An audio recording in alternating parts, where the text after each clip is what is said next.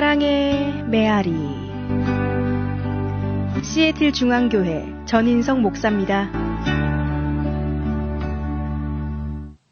사랑의 메아리 애청자 여러분 안녕하십니까? 오늘은 기도하러 산으로 가시다는 제목으로 마가복음 6장 45절과 46절을 중심으로 말씀을 드리겠습니다. 오늘의 본문 말씀을 읽어드립니다. 예수께서 즉시 제 아들을 재촉하사 자기가 무리를 보내는 동안에 배 타고 앞서 건너편 벳세다로 가게 하시고 무리를 작별하신 후에 기도하러 산으로 가시다. 왜 예수님은 즉시 제 아들을 재촉하셔서 배를 타고 건너편 벳세다로 가게 하셨을까요? 그리고 왜 예수님은 무리를 보내고 있을까요? 오병이어의 기적을 경험한 이후에 무리들은 환호했습니다. 이분이야말로 우리를 배고픔에서 영원히 해방시켜줄 수 있는 왕이 될 수 있음을 믿었기 때문입니다. 물고기 2마리와 보리떡 5개로 수만 명을 먹일 수 있는 분이라면, 그리고 이러한 분이 왕이 된다면 이제 모든 염려는 사라지는 것입니다. 백성들은 환호했고 예수님을 당장이라도 왕으로 옹립하려고 한 것입니다.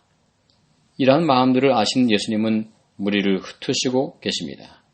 그리고 이러한 백성들의 열망에 호응하려는 제 아들의 마음을 보시고 그들을 재촉하여 배에 태우고 갈릴리 호수 건너편으로 가도록 하고 있는 것입니다. 예수님이 이 땅에 오신 목적이 궁극적으로 현세적인 문제를 해결해 주기 위한 것이 아니지요. 그분은 죄에 빠진 인류를 용서할 수 있는 십자의 길을 가시기 위해서 오신 것입니다. 물론 백성들의 현세적인 필요를 외면하는 분은 결코 아니십니다. 하지만 그것이 그분께서 이 땅에 오신 최종 목적이 아닌 것은 분명합니다. 배고파하는 사람들을 향하여 긍휼한 마음을 가지고 있지만 더 중요한 것은 그들에게 죄를 사함받고 영생을 얻는 길을 제시하는 것이 그분께서 오신 최종 목적인 것입니다. 오늘 우리는 예수님의 모습에서 배울 수 있어야 합니다. 세상의 인기나 환호성에 취하여 본래 목적을 상실해서는 안 된다는 것입니다. 언제나 우리는 근본 질문을 할 수 있어야 합니다. 내가 이곳에 있는 목적이 무엇인가? 내게 주어진 사명은 무엇인가? 예수님은 항상 이러한 질문을 던지셨습니다. 잘 나갈 때 더 조심하는 것이 중요합니다.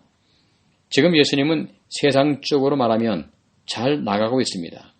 백성들은 환호하고 있습니다. 인기가 하늘을 치솟고 있습니다. 사람들은 그분의 이름을 부르고 있습니다. 하지만 그분은 그러한 유혹에 빠지는 대신에 홀로 산으로 오르셨습니다. 그리고 그곳에서 아버지와 함께 기도의 시간을 가지고 있습니다. 이 상황에서 어떤 기도를 드리셨을까요? 이 땅에 오신 목적을 새롭게 상기시켜 달라는 기도를 하셨을 것입니다. 인기 있는 길이 아니라 십자가의 길을 걷게 해달라고 기도하였을 것입니다. 환호성 치는 군중들의 부름을 뒤로하고 조용히 산으로 가셔서 아버지와 함께 독대하시는 예수님의 모습은 얼마나 매력적인지요.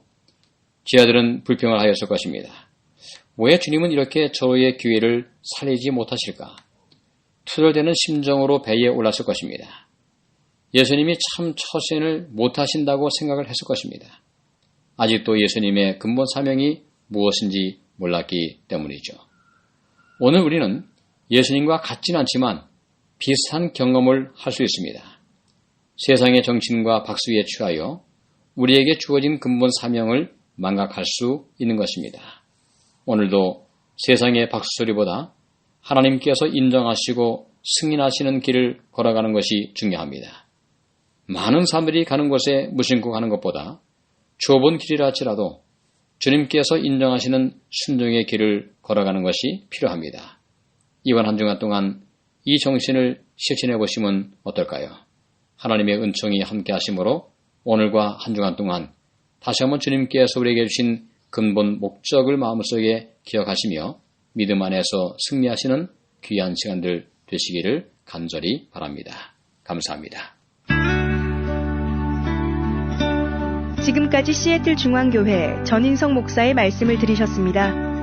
오늘 말씀에 대한 문의나 신앙 상담이 필요하신 분들은 253-736-4211로 해주시기 바랍니다. 사랑의 메아리를 마칩니다.